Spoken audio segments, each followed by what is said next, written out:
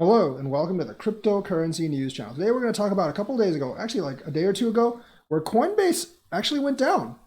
Coinbase actually went down, and so did crypto.com, unfortunately, leaving a lot of investors high and dry during the bull run, so you couldn't sell out, especially in the XRP craze, where XRP, I think on Coinbase reached 91 cents, slapped down, and then like basically XRP on Coinbase was 61 cents. It's like 63 right now. But the thing is, like, there were a lot of shots of scam and insider trading. Now, I'm not going to say Coinbase doesn't do insider trading because a lot of times, like, even before a coin gets listed on Coinbase, like, the coin gets bought up and then, like, a couple hours later, it's seen as listed on Coinbase. So there's got to be some, like, insider activity there. So I'm not going to say it doesn't do insider trading. But in terms of this scam thing, I really don't think so. But the thing is, like, people do have reason for doubt because if, like, on a peak, you just basically just go down.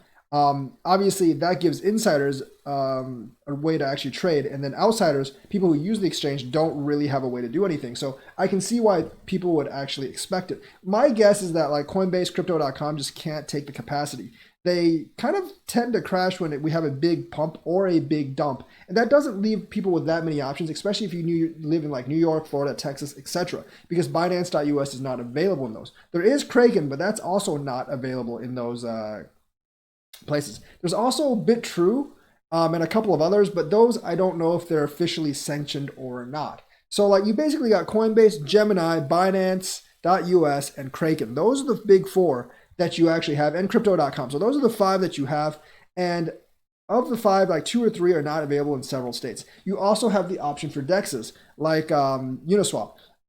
If your profits are actually high enough, I would actually use. Well, I guess Uniswap's only for ERC20. I would look at using some of these DEXs if your profits are high enough to actually afford the fee. Yes, paying high fees sucks because Ethereum fees are going to go up during this time, obviously.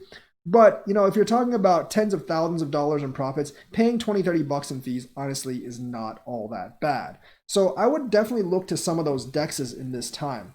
Now, like I said, I think it's just their capacity that's actually held their limit. Centralized servers have a capacity, and once you actually reach that capacity, it tends to jam up and go down really fast because if there's not enough RAM or there's not enough CPU power. And places like Coinbase, they can't just like completely upgrade and expand their infrastructure because during the rest of that 99% of the time when they don't need it, that's just an extra cost for them. So they have to balance out cost and business. And obviously that's not very good for us because once the busy time actually comes on, they can't actually handle it and it goes down and then we kind of get screwed. So what happens is like I would look at some of those like P2P trading places, P2P trading places that actually have stable coins like USDC, USDT, Paxos Standard.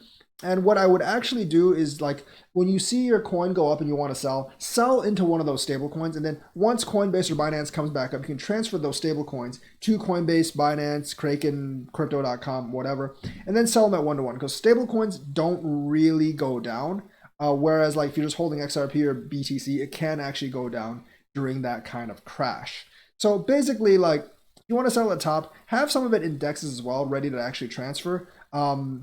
And then like maybe have some on Coinbase, but you'll have to catch it before it actually goes down. And this is why you generally sell while it's going up or while it's going down. And you don't, one of the other reasons you sell while it's going up or while it's going down, not really so much at the peak, because at the peak you may not be able to access stuff on centralized servers. And you may have to depend on DEXs overall.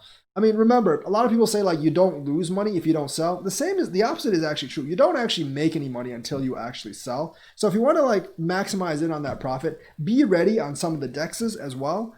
And have several outlets. Don't just go with just Coinbase or just Kraken or just Binance, because if you actually like pool all your cash out there, there's a very good chance, there's a much greater chance that one point will fail. Whereas if you have many points of failure, they're not likely to all fail at the same time.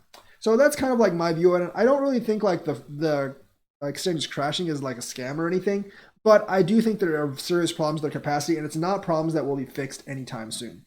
So that is the news for today. Let me know what you think. Like and subscribe and hit that bell notifications button. Thank you and have a nice day.